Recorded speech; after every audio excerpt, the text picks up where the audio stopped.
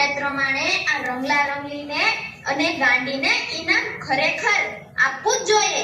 ગાંડી આ સમાજ ગાંડી આ નહોતી, પણ ગાંડો તો હું હતો. આ માળા સમાજની એકતાનું પ્રતીક છે.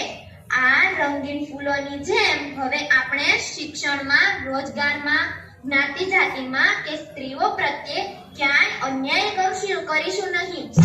આ ફૂલના હારની જેમ બધા એક થઈને રહીશું. જોયું ને રંગલા, આ રાજા આપણા ભૂતકાળ અને વર્તમાન સમયનું પ્રતીક છે. હા હો રંગીન, એક પાકનો સાચી આ 18 વણ આપણે એક માળાના ફૂલની જેમ ગોઠવાઈને હળી મળીને રહીએ તો બહારનું કોઈ આક્રમણ આપણને વાળો કાંઈ ન કરી શકે. તો ચાલો આપણે આ પ્રતિજ્ઞા લઈએ કે આપણે જ્ઞાતિ જાતિનો ભેદભાવ નહીં રાખીએ,